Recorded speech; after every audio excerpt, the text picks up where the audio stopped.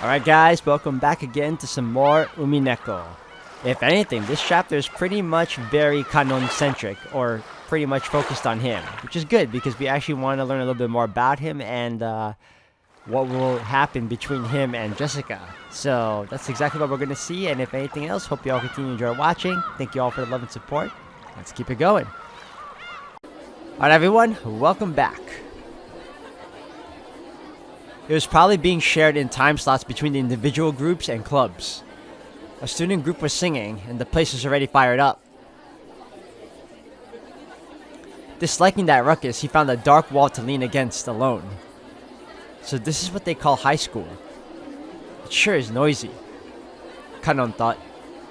Then he remembered Jessica just now, acting in a way that he'd never seen before. Honestly, she was in such high spirits that alcohol might have been involved. To him, the greatest virtue for a person was to always be composed and intellectual. In that sense, it was very hard for him to get used to the atmosphere in a school cultural festival. He had the responsibility of reporting everything he saw or heard to the master. So he would also have to report about Jessica's unrestrained behavior earlier. At the very least, it was not fitting for a daughter of the Ushinomiya main family.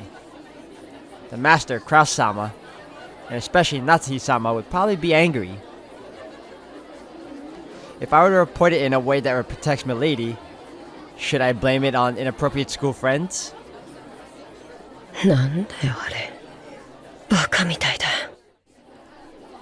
Kanon thought back on how Jessica acted earlier and sighed again. He could understand Natsuhi's headache a little now. Come to think of it, Natsuhi-sama asked the president of the PTA should have gone straight to a social after attending the ceremony in the gymnasium. Hadn't she said that she wouldn't be there to see Milady's event? That was probably for the best. Several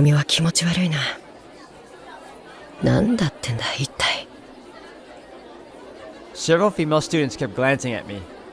It seemed they were all whispering the same sort of thing that Milady's school friends had said, and it was really unpleasant. Come to think of it, didn't Shannon warn me that if I was going to walk around a school festival on my own, I'd better watch out because a lot of strange people would come and talk to me?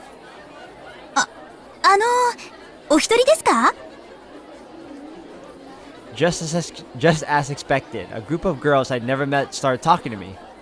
Their stares started to make my back tingle. Didn't she tell me some magic words that could chase them off in times like this?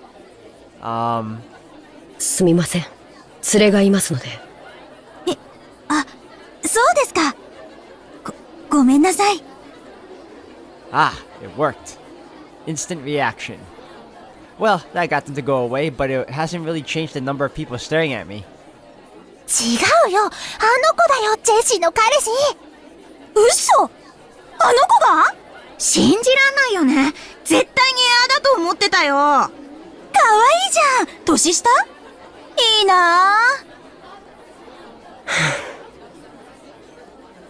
No way I'm ever coming to a place like this again. Kanon sighed for about the 100th time that day.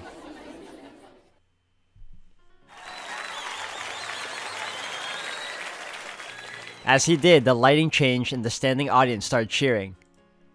Looking around, I realized that there were suddenly a large number of people here. And unlike earlier, they were all guys. With this huge crowd, I couldn't even see the stage. Fortunately, there was a fallen beer case nearby, so I tried using that as a footstool. And I noticed that there was now a new group on the stage. The leader was Milady. She had changed into stage clothes and she was even holding a guitar. I didn't know she could play. No, maybe she could. I've seen her practicing air guitar before. Not the same thing. Natsuhi-sama wouldn't approve of any hobbies outside of study. Maybe she was always practicing in secret. Come to think of it, she's been returning really late from school recently, hasn't she? Maybe she's been practicing at school, far away from Natsuhi-sama's prying eyes. It really is for the best that Natsuhi-sama didn't come. If Milady were to get scolded by Natsuhi-sama after putting so many hours of practice in, she would probably be very dejected.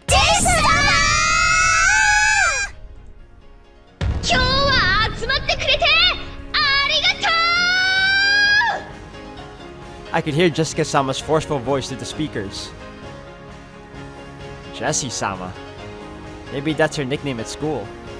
The students in the audience kept calling out that name. I was a little aggravated by that inferior name, which was inappropriate for Milady. Jessica-sama was in great spirits. They kept calling her Jessie-sama.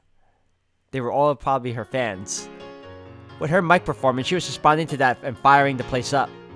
It was almost like a song program on TV. At first, I thought all this was a frivolous, but that feeling now changed into appreciation. This was pretty incredible in its own way.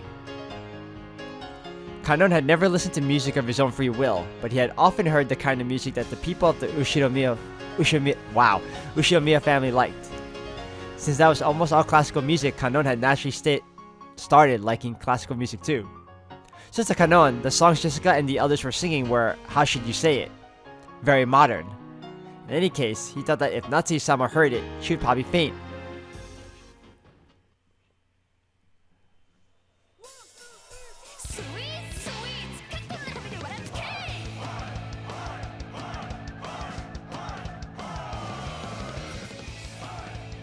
But everyone looked like they were having a really good time. The diehard fans who had even bought a pen light sang along, dancing crazily with the exact same movements, almost as though it had been planned ahead. On the stage, Jessica-sama also sang enthusiastically, dripping with sweat. He couldn't find a single element that was appropriate for a daughter of the Ushinomiya family, but it looked like she was having a lot of fun.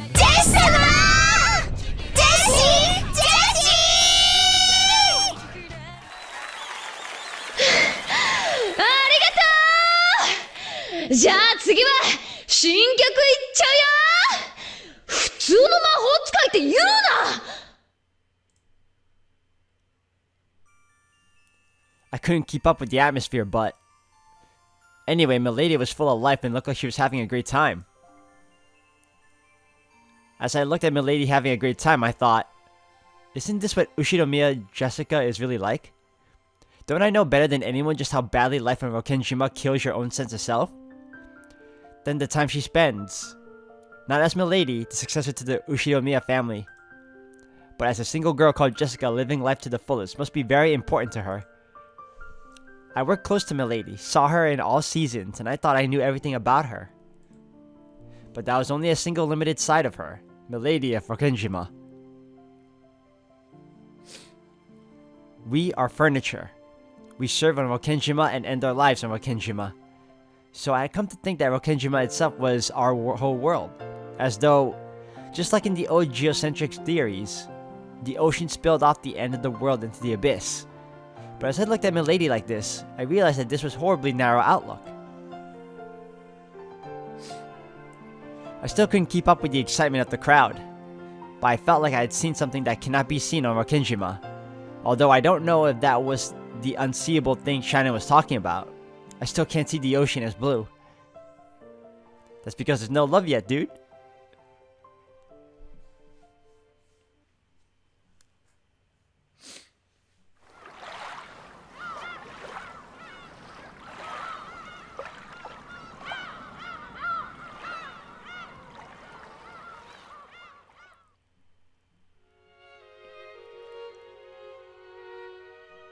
今日はジェシカの学校の文化祭だったな。校長先生はお元気でおられたかね。ええ、お元気なようでした。そうそう、高宮議員もおいでになっておりました。あなたによろしくと特に言っておりましたよ。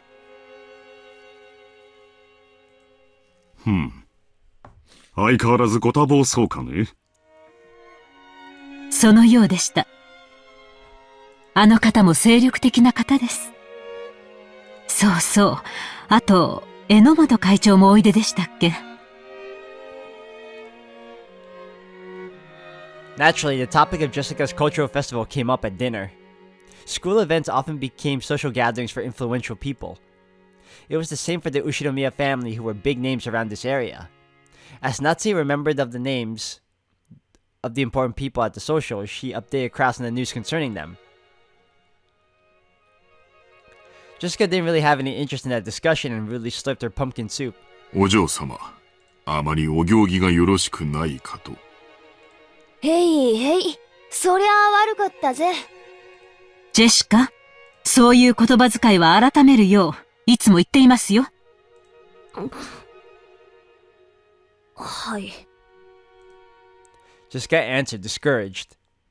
When he saw that, Kraus smiled a little and interrupted his conversation with Natsuhi. ジェシカの方はどうだったかね、文化祭は。あ、ああ、まあ。見ていましたよ。よく頑張っていましたね。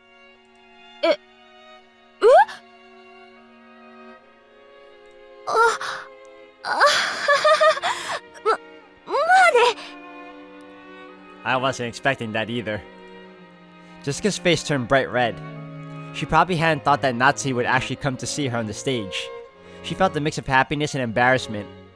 Actually, she hadn't wanted her mother to watch because she didn't want to be told that her music was inappropriate for the Ushinomiya family.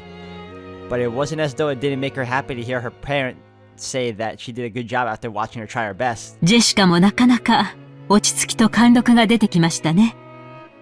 生徒代表にふさわしい振る舞いでしたよ。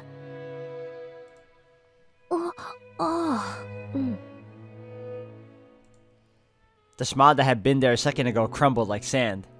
Jessica immediately realized that she was talking about something different. Jessica was also the school's student president.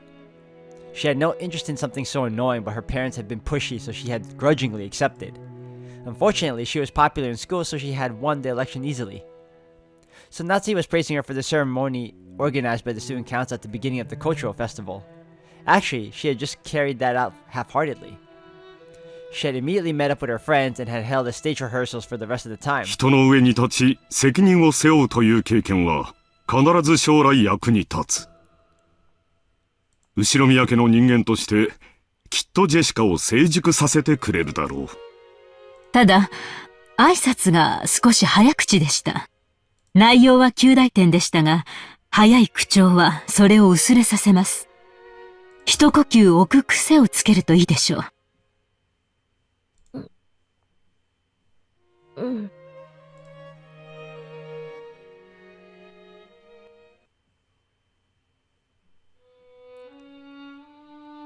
After she finished eating, Jessica didn't feel like going straight to her room.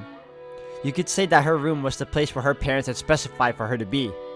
So maybe you could say that for Jessica. Choosing not to return to her own room and instead disappearing to an unknown location in this large mansion was a meager form of resistance.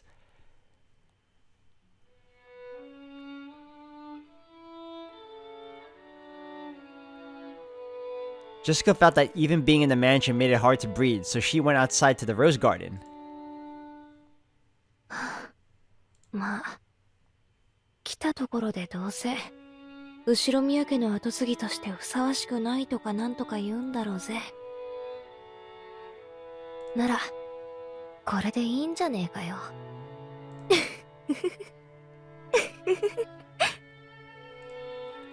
Jessica laughed at what she was sulking over. Laughed at what kind of words she would have had to receive to be satisfied. Ridiculous.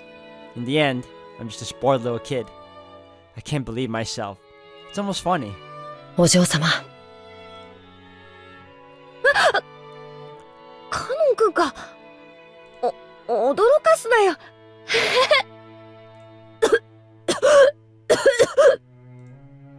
Kanon had suddenly started talking to her just as she had tried to force a laugh, so she choked. 何？なんかよ。その。Jessica's expression had become the one Kanon always saw. The listless Jessica from a second ago was gone. If he still only knew Jessica as the successor of the Ushinomiya family, as he did until today, he would have mistakenly thought that Jessica's mood had sprung back to normal. But that was wrong. He now knew a part of her that he could not see until today, so he understood that there was no way that, on the inside, Jessica was just as she appeared. あ、今日は文化祭、いや、私の見栄に付き合ってくれてありがとうな。助かったぜ。お歌、お上手でした。そうかよ。照れるぜ。Even though she had heard the words she had most wanted to hear, Jessica became shy and couldn't accept them frankly. 僕には歌は歌えません。楽器も小学校で習ったハーモニカとリコーダー笛しか知りません。だからお嬢様も同じだろうと決めつけていました。Kanon hadn't been consciously looking down just to get to that degree. But people playing unique instruments were always on the other side of the bronze tubes in the TV. He had got into his head that it would be impossible for Jessica at least. 僕は家具だから、歌を歌う必要も、楽器を扱う必要もないと信じてきました。But I'm not sure anymore. カノン君、その家具だからって口癖、本当に予想ぜ。使用人の心得ってやつだろ。使用人は生きた家具であれってやつ。源氏さんがよく口にしてるもんな。心得というわけでは、本当に家具ですし。福音の家の子たちがいろいろじいさまから援助をもらってるってのは知ってるし、それに恩義を感じてるのも知ってるよ。でもだからって家具なんて言い方はあんまりだぜ。私たちは同じ人間じゃないかよ。カノン君は私が歌ってるのを見てどう思った？とても楽しそうに見えました。それは多分違うぜ。え？楽しそうに見えたんじゃなくて羨ましかったんじゃない？そんなことは。Even Kanon himself probably hadn't noticed that emotion. Kanon had seen something that he had never seen before, never known of before, and had probably become jealous. And to trick himself about that emotion, he had called himself furniture over and over. 私は後ろ宮家の跡継ぎだかなんだかだそうで、まあいろいろな面倒がこれからもあると思う。それについては運のない星の下に生まれちまったと諦めるしかないさ。多分カノン君が福音の家で生活しなければならなかったのと同じに、私たち自身にはどうしようもない。生まれる星は選べなかった。そうかもしれません。ただ私とカノン君では大きく違うところが一点ある。わかる？ I am furniture and you are not? He was about to say that, but stopped. わかりません。カノン君は自らの運命が自分の全てだと思って諦めた。私はこんな運命じゃ納得できないから自分の思い切りを頑張ろうと思った。だから後宮家のお嬢様をやらなければならない窮屈な自分と、自分の好きなことに精一杯な自分というもう一人を作った。もう一人の自分。カノン君は自分のことを家具だからと言い聞かせてきた。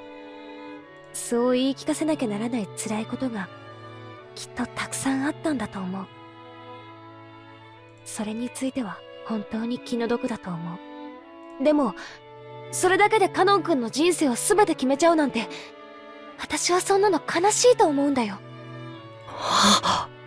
人はさ、自分の中に自分が本当に好きになれるもう一人の自分をいつでも作り出すことができるんだよ。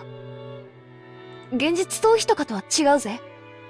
そのもう一人の自分でいるとき、私は最高に生きているって実感できる。だから普段の日常がどんなに窮屈で退屈でも、私はきっと窒息せずに生きていけるってわけ。自分の中に自分が本当に好きになれる自分を作る。To make another me, which is in furniture.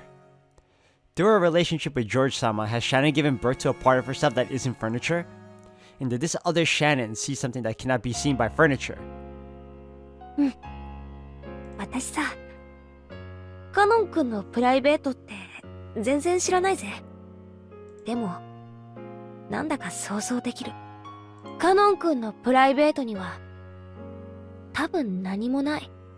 図星でしょ？ Kanon couldn't reply, but that was answer enough. He had no concept of a private life, so Kanon would always be Kanon. So furniture would always be furniture. カノン君のカノンってさ、The gospel house gave new students new families and a new life, so it also made a point of giving each of them a new name.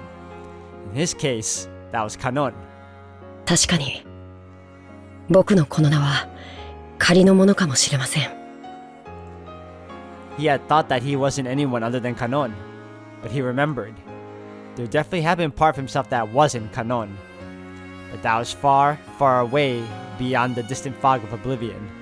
ならカノン君にもカノン君である時とそうでない時で違う自分がいてもいいはず。使用人である時のカノン君は自らを家具と呼び厳しく自己を戒めてるかもしれない。でもカノン君じゃない時の君はもっともっと自由に生きていいと思うんだ。Those words definitely weren't just lip service. Jessica had also been like this in the past. She had cursed her own birth into an environment different from all of her friends at school. She had been the only one in the heavily constricted environment forced to learn various things. And she had even received words about the friends she played with. Though she had been sad about that, she had given up, thinking that she had just been born under the kind of star. But one day, Jessica had stopped giving up and surrendering. Stuff like the Ushinomiya family customs and pressure, those didn't matter. She created a real Jessica inside herself who could do what she really wanted to do. 私さ、学校ではジェシってあだ名で呼ばれてる。だからさ、ジェシであるときは自分に思い切り素直に生きてる。だからこそジェシカであるときも頑張れるんだ。カノン君にもカノンであるときとカノンじゃなくて本名であるときで違う生き方をしてもいいんじゃないかな。カノンじゃないとき、自分を好きになれる自分になってみてもいいんじゃないかな。僕がカノンじゃないとき。He had thought that his real name didn't matter at all. So he had thought Kanon was all he was. And now Jessica was saying that he should create a new existence, another self that wasn't Kanon. カノン君、嫌じゃなきゃ教えてよ。本当の名前なんていうの？He was silent for quite some time. Maybe his real name had risen to the top of his tongue. After hesitating for a long time over whether he should say it, in the end, 忘れました。僕の名前など。those words signified a slight rejection. 僕が本当は何という名前であったとしても、今ここにカノンとしてあることだけが現実です。過去など何の関係もない。作られた家具の材料が元は何という木の幹であったかなんてどうでもいいことと同じです。だからよせって。家具じゃないんだぞ。君は人間だぜ。僕は人間じゃない。 Kanon clearly spoke his refusal. It was with a rage that he normally didn't show. Jessica couldn't say anything back and was struck silent. お嬢様は人間です。だからどんな生き方をしようとも自由で、どんな未来も可能性もある。それはまるで翼を持ち自在に空を舞う鳥のよう。でも僕にはそんなものはないんです。僕がたとえ鳥に見えたとしてもアヒルに過ぎない。アヒルに翼はあっても飛ぶことはできない。なのに空の夢を語るなんて、そんなのは残酷すぎる。家具だのアヒルだの。なんだってんだよ一体。いや。Jessica had unconsciously gotten along with Kanon's forceful manner of speaking, but she realized that she shouldn't fire back and swallowed her words. 私は君のことを何も知らない。生い立ちも知らないし、その苦労も知らない。だから君がどうして自分を家具だなんて言い出すようになったのか想像もつかない。でも知って、君は家具でもアヒルでもない。ちゃんとした人間だぜ。使用人としてのカノン君が家具だと言うならそれでもいいよ。でもならカノン君は家具でない時の、人間の時の自分を作ってもいいとは思わない？そんな可能性を抱けるのは、お嬢様が人間だからです。僕はそうじゃない。僕には未来も可能性も、見るべき夢もない。だからお嬢様、それ以上残酷なことを言わないでください。なんでだよ。なんで、そんなことを言うんだよ。お嬢様が僕のことを、ご自分と同じ人間だと勘違いなされているようだからです。僕とお嬢様は違う存在。それをはっきり申し上げておきたかったのです。シャノンに聞きました。お嬢様は、僕のことをお気に入りになられているとか。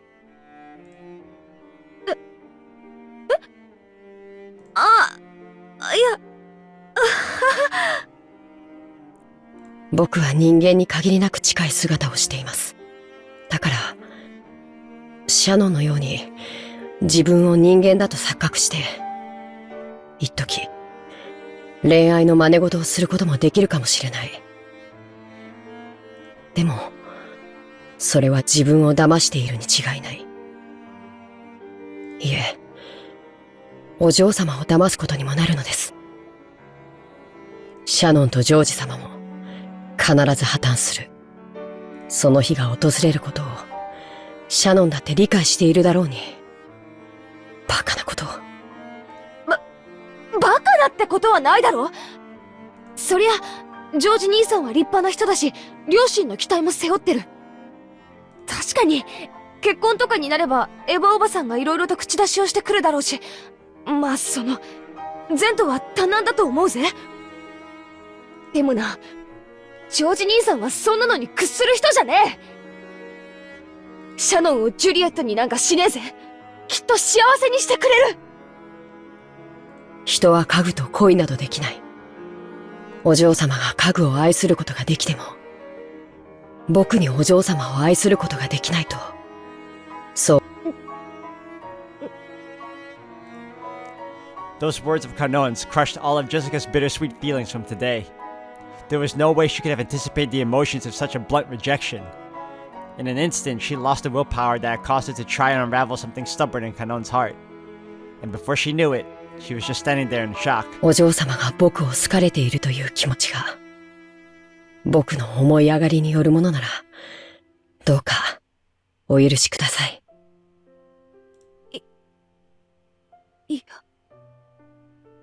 まあ、そこは、否定しねえぜ。ありがとうございます。え？僕を人間だと思ってくれてありがとうございます。そのお気持ちだけで、僕は本当に嬉しいです。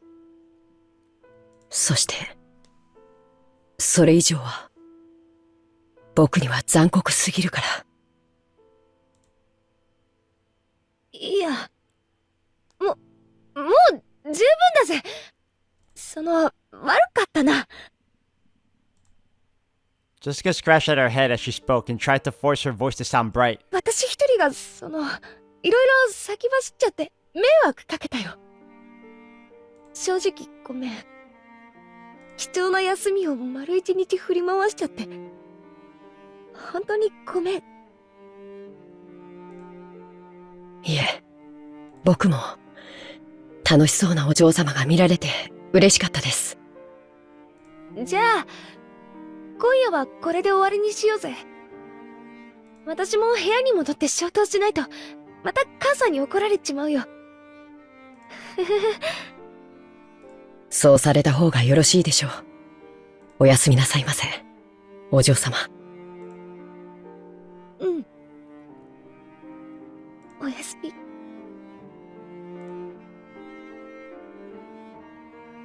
Jessica turned her back to him and slowly trotted away, looking disheartened. But suddenly she started dashing pell-mell and disappeared in the direction of the mansion. As he watched her go, for just an instant, Kanon was tormented by the feeling that he had just made a huge mistake. Oh yeah, buddy, you did.